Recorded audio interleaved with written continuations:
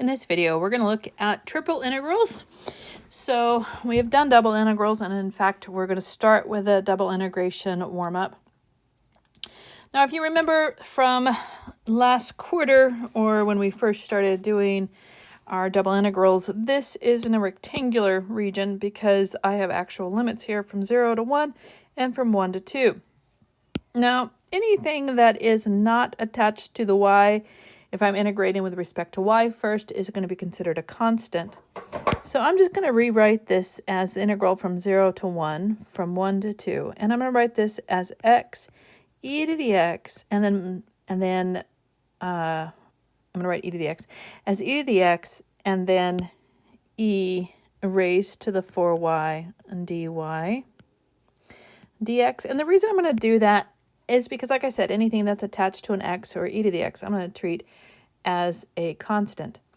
And I know, using my rules of exponents, if I have a to the m plus n, this is the same thing as a to the m multiplied by a to the n. That's what allowed me to do that. So, integrating from 0 to 1 of x e to the x multiplied by the integral from 1 to 2 of e to the 4y dy, and I'll integrate this first, dx. So this gives me the integral from 0 to 1 of x e to the x multiplied by 1/4 e to the 4y evaluated from 1 to 2 of dx. So I'm going to just do this evaluation down here like I normally do. And so this is going to be 1/4 e raised to the 8 minus e raised to the 4. Now this is just a number, so this is going to be equal to 1/4 e raised to the 8th minus e raised to the 4th, integrating from 0 to 1 of x e to the x dx. Now, this is actually a nice question because I have to remind myself about the integration by parts. So u would be x, du would equal dx, dv is equal to e to the x, and v is equal to e to the x, and that should be a dx. So this is going to be equal to 1/4 e to the 8 minus e to the 4 multiplied by my integration by parts, which is going to be x e to the x evaluated from 0 to 1 minus the integration from 0 to 1 of e to the x dx. So this is equal to 1/4 the integration of e to the 8 minus e to the 4th. And then inside here, I'm going to have first 1, so I'll have e to the 1, and then minus e to the 0 multiplied by 0, so that will end up becoming 0. So I have 1 e to the 1 minus 0 e to the 0, so we know that goes to 0. And then minus e to the x evaluated from 0 to 1. That's that part of it. So this is equal to 1/4 e to the 8 minus e to the 4th. And then it's going to be multiplied by e to the 1 minus, and then in here I'm going to have e to the 1 and then minus 1. So we know that this part is going to end up becoming 0, and this becomes plus 1. So my final answer is 1/4 e to the 8th minus e to the 4th, just like that. Nice refresher. Okay. So when we were doing integration with two variables, we were doing integration over a rectangular region. That's how we started out. That's our example that we started out with. We're going to now look at integration in a rectangular box. It doesn't necessarily be a square box. It's a rectangular box in which I have a delta x, a delta y, and a delta z. Z, not c. Z is in Z. Zebra, or whatever you want to start with a Z, xylophone. Anyways, when we divide each of our links into the appropriate subintervals, we're going to get this triple sigma notation, which of course leads us to the triple integration. And as in 2 space, when triple integration exists on the rectangular box B, the function is said to be integratable on B. Also, triple integration exists if it is continuous on B. Therefore, we will use only continuous functions for our examples in our book and in the homework. However, continuity is sufficient but not necessary. In other words, if f, the function f, is bounded on B and continuous, except possibly on the boundary of B. So, we're going to start out just like we did in double integration. We're going to start out in triple integration, in which we have definite values of integration from A to B, from D to C, and E to F. And as in 2 space with rectangular regions, we can change up the order for whatever is the easiest for us to do. So if it's easier to integrate first with x, we'll do that one, or y, or z.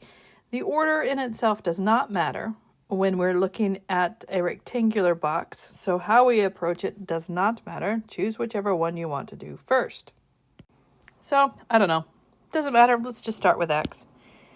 So I use these as the bounds for x, and if I'm going to start with x, that means that's going to be the first integration. So from 0 to 1 of 2x plus 3y squared plus 4z cubed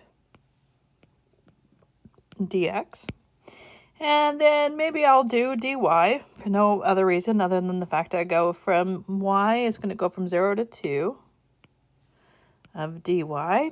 And then last is going to be my z from 0 to 3 of dz.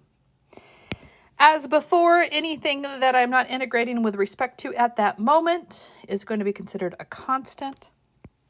So I'm going to do this first, and this integration is going to give me x squared plus 3xy plus 4xz cubed. I'm going to evaluate this from 0 to 1. And when I evaluate this from 0 to 1, I'm going to get 1 plus 3y plus 4z to the cubed. And when I do the 0, it'll be just minus 0. So then this triple integration from 0 to 3, from 0 to 2, is going to be the integration of 1, let me get rid of this, plus 3y plus 4z cubed, and now I'm doing this with respect to y next. So as before, anything that is not attached to a y is considered a constant, so we'll go ahead and do this integration. So I'm going to get y plus 3 over 2 y squared plus 4yz cubed, evaluated from 0 to 2. So I'm going to have 2 plus 3 over 2, 2 squared, plus 8 z cubed. And then since every one of these terms has a 0, it'll be minus 0. So now this integration from 0 to 3, I'm now going to be integrating. Well, let's clean this up a bit. This part here is going to give me 2 plus, and this is 4 divided by 2 gives me plus 6, so that's 8. So 8 plus 8z cubed dz, and of course, anything without a z is considered a constant, and so this final integration is going to be equal to 8z plus 8 over 4z to the 4th, evaluated from 0 to 3. So in other words, I have 8 times 3. This reduces to 2. This reduces to 2, so 2z squared, z to the 4th, so plus 2 to the 3rd raised to the 4th power, minus, and since every single one of these terms has a 0, I'm going to have minus 0. So this is going to be 24 plus, 2 times 81, which gives me, I don't know, some number. Let me go check. 162. My final answer is 192. Okay. Now, on this one, same kind of thing. We've got a rectangular region. When I'm taking a look at this, I get to choose, and since I try not to use the sine and cosine, if I can help it, I think I'll integrate with respect to x first because I have the sine of x and I can integrate from 0 to pi. So I'm going to start this one. I'm not going to finish it. I'm going to give you the answer, but I am going to start the integration. I think I'm going to do, again, z last. For no reason, I could do y last. It doesn't matter. Z last is from -1 to 2, so that'll be the last integration. So that is what I write first when I do my integration, my integrands. And then I'm going to do my y, which is 0 to 1, and then I'm going to do my x first, which is from 0 to pi. And so then I'm going to integrate z, the sine of x, plus y squared. First with respect to x, then with respect to y, and then with respect to z. Now, another reason I might want to do z last is because I see this 0 to 1, but this one is -1 to 2. So again, this is another reason why you'd probably want to do z last. It's because your lower bound is not 0. We love it when it's 0. Now, when you get done with this, I'm going to just give you what the answer is. This thing, when you finish, and we'll go over it in class, is 3 plus pi. Watching me integrate, it's kind of boring. Meh. Okay. So lots of space for you to be able to do your work. Again, we're going to integrate this with respect to x. And so I'm just going to start it just as some nice refreshers.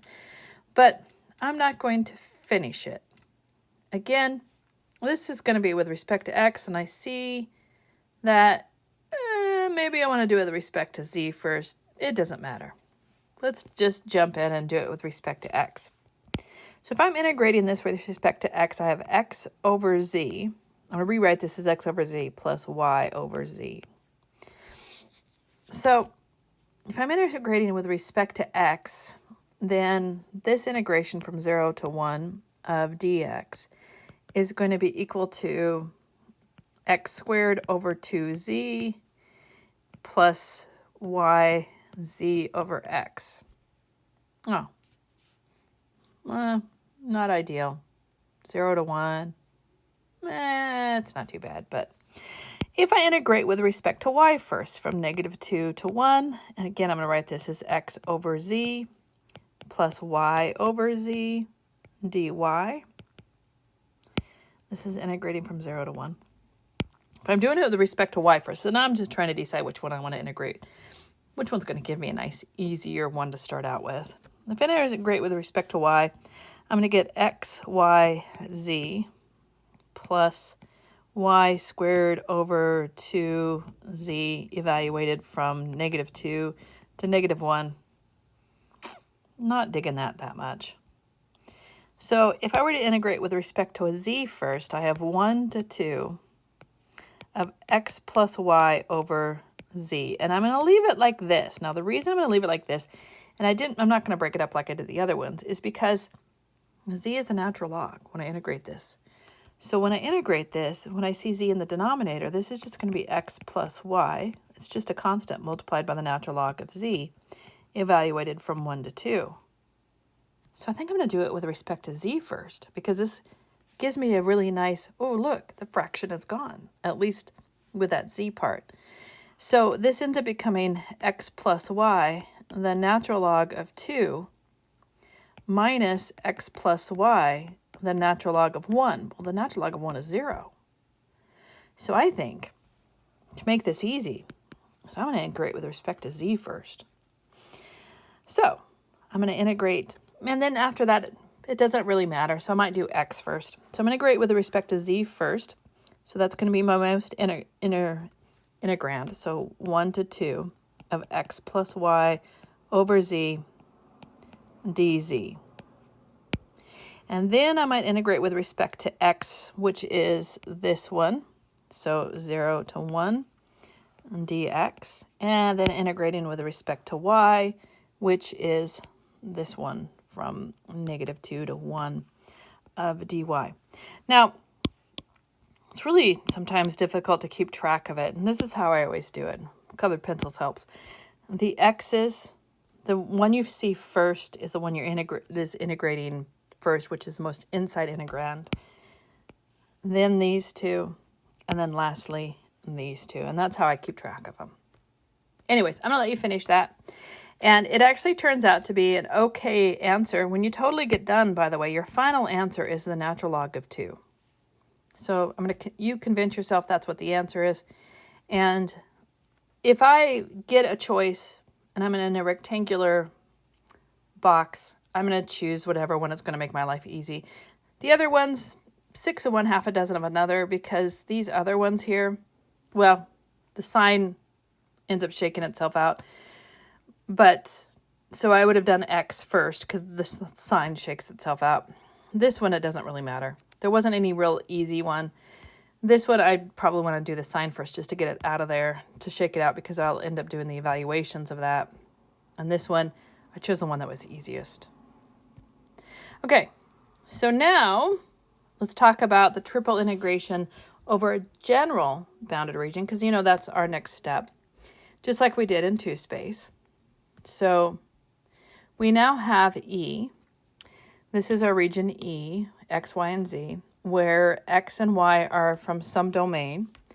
And I have Z is going to be bounded between one function U and another function U. So Z is the one that's bounded.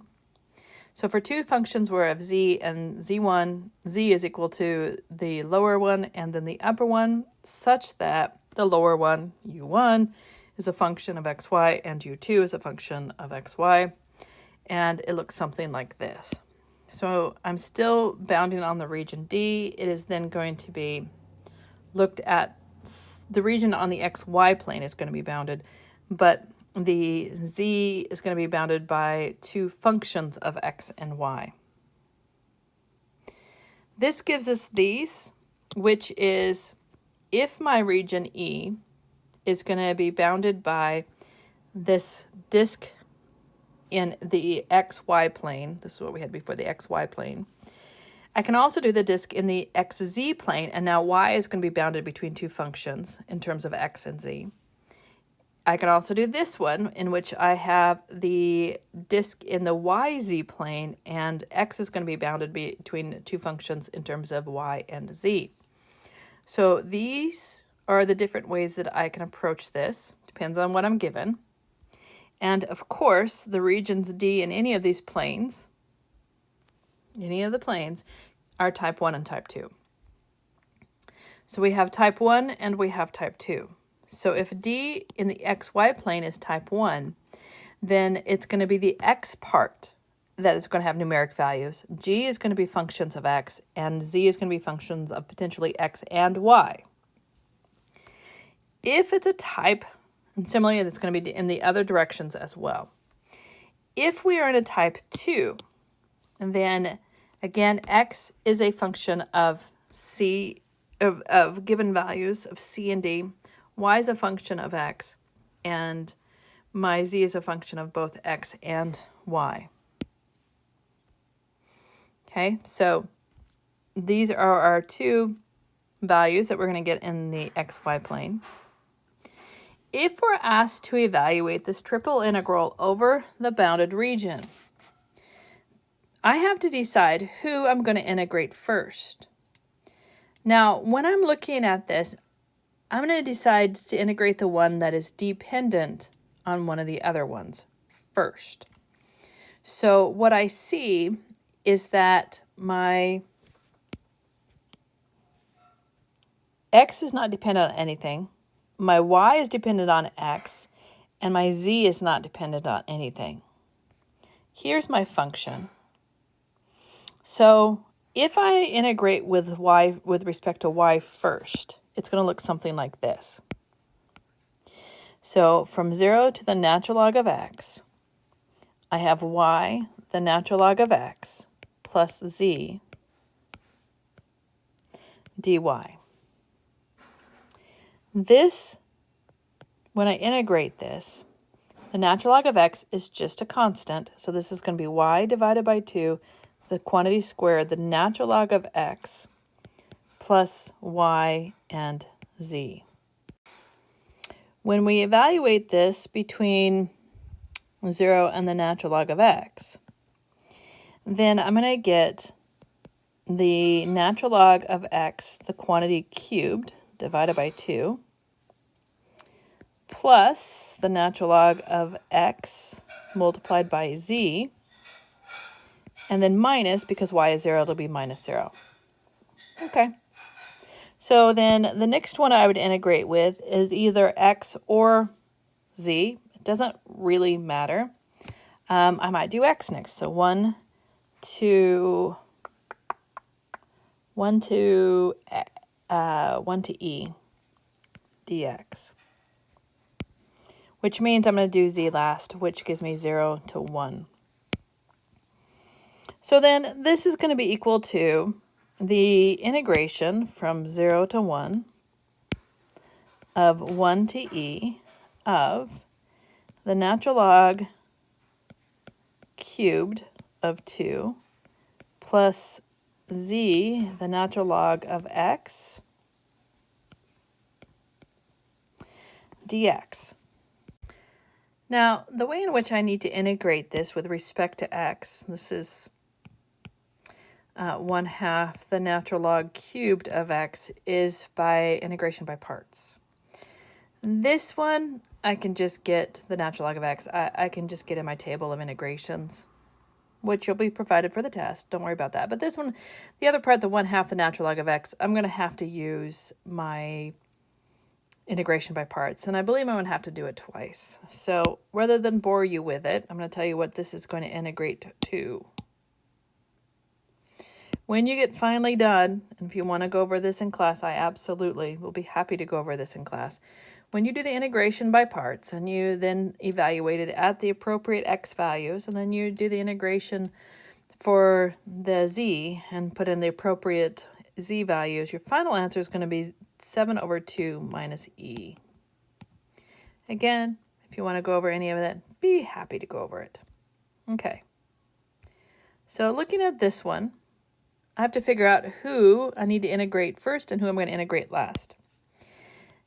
X is in terms of only numeric values, so that's the last thing I'm going to integrate because this is in terms of x, so I have to integrate it before x. And this one is in terms of both x and y, so I have to integrate it before x or y. So let's start the integration. My last one I'm going to do is from 0 to 2. That's going to be my dx. And before I do that, I'm going to integrate from 0 to 2x. And before I do that, I'm going to integrate from 0 to 4 minus x minus y of x cubed plus y cubed plus z cubed dz dy and then dx. Now this integration is not going to be, I think, nothing terribly interesting. A lot of algebra, and basically it's just making sure you keep track of all the right values in the right places. It's not that bad. So when you get totally done, by the way, your final answer is going to be 112/5. So I'll leave you to that. Again, if you want to go over this in class, be happy to go over this in class. But this is just normal, regular integration, nothing special. It's not even integration by parts. It's just a lot of the power rule in reverse. Let's take a look at this one.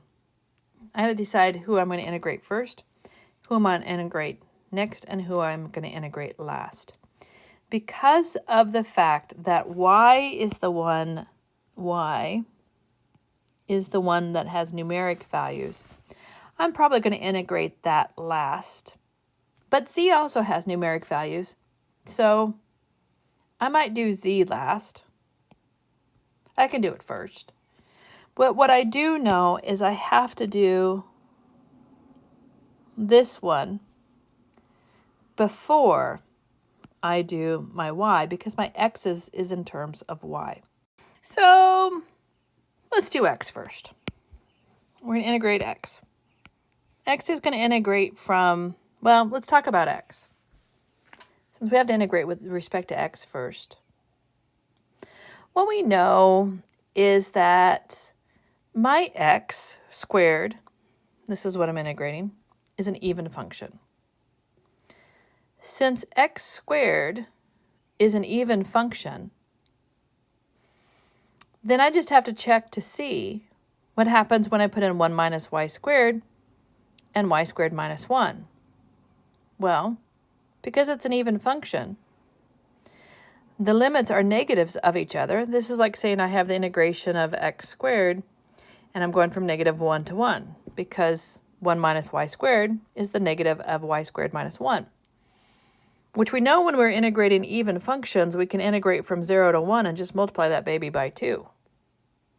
So that's what I'm going to do. I'm going to go from 0 to y squared minus 1 of x squared dx. And then I'm going to integrate with respect to y, so -1 to 1. And then I'm going to integrate with respect to z last for no reason other than I feel like it. Now, I got to address the 2. That's where that 2 goes. This is an even function. These are negatives of each other. So I know if I were asked to integrate from -1 to 1 of x squared, I can just do, because it's an even function, I can integrate between 0 and 1, multiply that answer by 2. All right. So, doing my integration. I have x to the third divided by 3 evaluated from 0 to y squared minus 1. This is 1/3 y squared minus 1. The other one goes to 0. Raised to the third power. And I'm going to expand this out in my regular expansion, which is probably going to be the binomial theorem or Pascal's triangle. So using the binomial theorem or Pascal's triangle, remember if I'm doing Pascal's triangle, it's 1, 1, 1, 1, 2, 1, 1, 3, 3, 1. This is the row that I want. This is going to be 1/3 y to the 6th minus y to the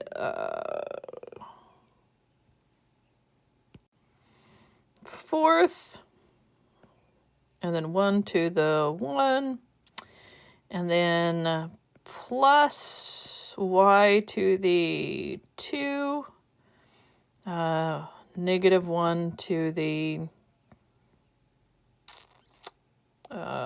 2, and then minus negative would be plus -1 raised to the third power. That's a minus, that's a plus, but it ends up becoming 1/3 y to the 6th minus 1/3 y to the 4th. Oh, don't forget our multipliers. Almost forgot the multipliers. So that would be minus just y to the 4th, and then it's going to be plus y squared, and then minus 1/3. So there it is. Then I'm just going to integrate that in terms of y and then in terms of x, and not forget to multiply by a factor of 2. So the hardest thing is doing the binomial theorem, I think. This one, I think the biggest one is doing the binomial theorem. When I get totally done, my answer should be -64 over 105. And go ahead and check that against your answer. Lots of space for you to do that. Let's talk about changing the order of integration. We're going to spend more time on changing the order of integration in the next section. But right now, we're just going to talk about it. And I might even do an example where it is beneficial for us to change the integration. When we were doing 5.3, we did the change of integration by going from rectangular to polar, because there were times in which the order was easier in one or the other. It's easier to do it with respect to x first rather than y first, just because the way the integration was. And what I had to do is I had to change it into rectangular into polar because it was easier to go into polar. In triple integrations, we may change to cylindrical or spherical coordinates to make our lives easier. Now, if I take a look at this example, I am going to have a pretty straightforward type of integration, or at least I think I might have a straightforward type of integration. The thing that it's going to be a little bit different is the fact that this is what I'm looking at. My dz is from 1 to 2, but the region I'm looking at is from x squared plus y squared is less than 1.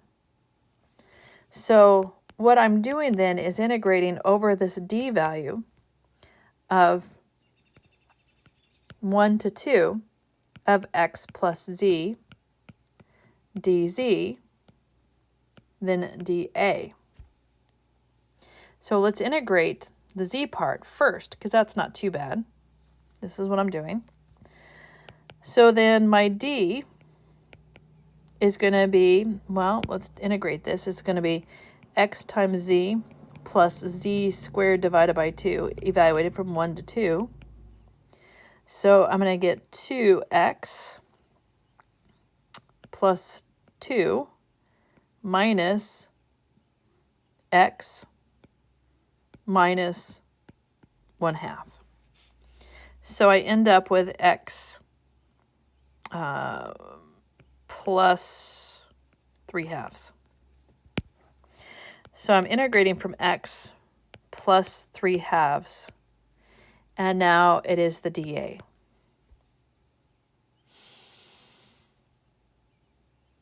What we have to do then is think about the fact that I am being bounded by basically by the unit circle.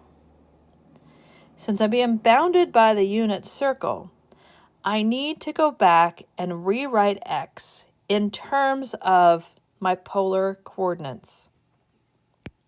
So I'm going to rewrite this x as r cosine of theta. So then what I have is this bounded region D, r cosine theta, plus 3 over 2. Because I'm doing this as r cosine theta, that means my, with respect to x, will end up becoming a respect to theta, or respect to r. So let's do it with respect to r first. So let's do it with a dr. My r, at most, is going to be a radius between 0 and 1. So this is going to be between 0 and 1. My rotation, my d theta, so d theta, is going to be at most 0, and I'm going to need a full rotation, so 2 pi. So then I'm integrating in polar. Because of the fact the way that my disk was being described, it's being described as a circle whose center is at the origin and his radius is 1 or less. Because of that, I have to go into my polar. When I get totally done, my final answer when I integrate this is going to be 3 pi divided by 2. Let's take a look at our next example. With this example, I am not necessarily needing to go into polar. The reason I'm not necessarily needing to go into polar is because I am looking at circles whose center's radius is 4 or less, but I'm also constraining my y and my x. So starting out this integration with respect to z first, and they're telling me I need to do this with respect to z first, I'm going to have yz evaluated from 0 to 4x squared plus 4y squared. So when I integrate this, I'm going to get 4xy squared, or x squared y, plus, and then it's going to be 4y cubed. And then, of course, when I put in 0, I'm going to get 0. So this d of from 0 to 4x squared plus 4y squared, y dz, and then dA, is going to be equal to this double integration over this region D of 4x squared y plus 4y cubed, and then I have this dA. So let's just kind of draw what's going on so I know what my limits are going to be. First of all, we know we're centered at the origin, so the restriction on x and y is centered at the origin with a radius of 4 or less. So that's a radius of 4 or less. Here's 4 and 4, here's y, here's x. The other thing we have is that y has to be greater than 1. So we have this restriction, y is greater than 1. So this is the line y is equal to 1. We also have this restriction that x has to be greater than 0. So x has to be greater than 0. So what I have is just this region. That's the only region in which I'm integrating. Now I can go into polar, but I'm probably not going to. I'm probably not going to want to. So I think about how x is varying. Well, x is going to vary from, in this direction, x will vary from 0 to whatever this value is. Y is going to vary from 1 to whatever this value is. And to find the value for x is if y is 1, since y has to be 1, I'm going to put that into x squared plus y squared, which is 1, is equal to 4 because it's on the circle. So that tells me that x is equal to the square root of 3. So x is going to vary between 0 and 3. So I'm going to integrate with respect to x last. So from 0 to the square root of 3.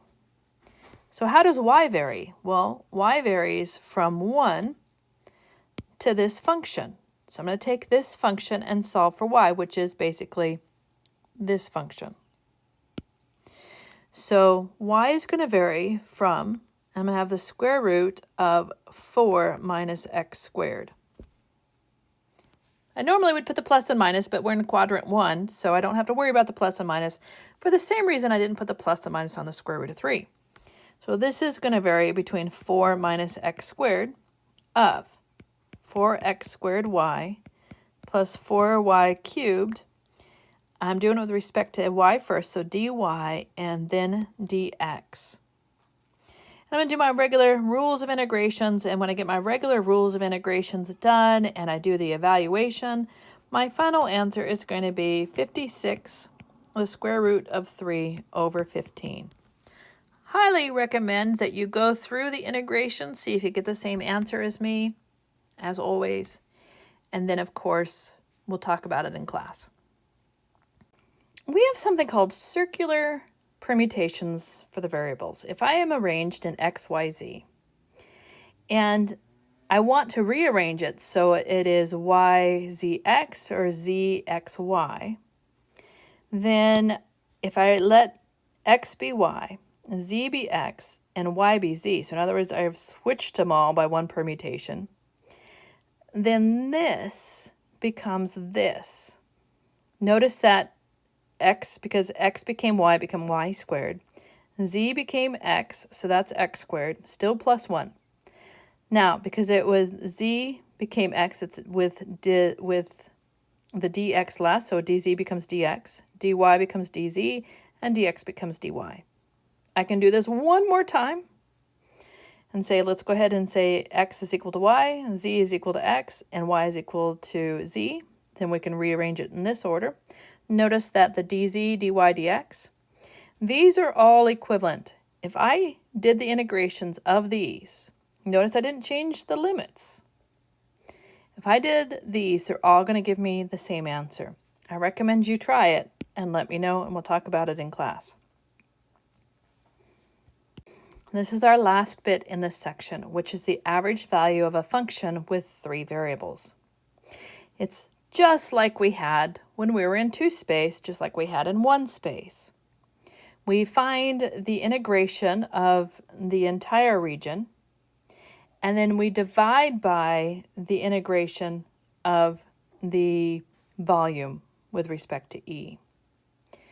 So when I go to set this example up, where I have E is equal to the region from 0 to 1, 0 to 1, and 0 to 1, what I'm going to have is I'm going to have the integration of 0 to 1, 0 to 1, and 0 to 1. They're all the same there, nothing interesting. X, Y, Z. Let's do it with respect to X first, then Y, then Z, for no reason other than we can. And that's just going to give me some value. Now, my volume is this integration with 1. So I'm going to do the same integration from 0 to 1, 0 to 1, 0 to 1 of 1 dx, dy, and dz. Instead of having a function there, I'm finding the volume, where the volume of E is equal to the triple integration of whatever my region is of 1 dv. So in other words, 1 dx, dy, dz, or however the order you want to put it. Doesn't really matter. And when you get totally done on this, your final answer, and again, we'll go over this in class, is 1/8. And that's it. That's it for this section.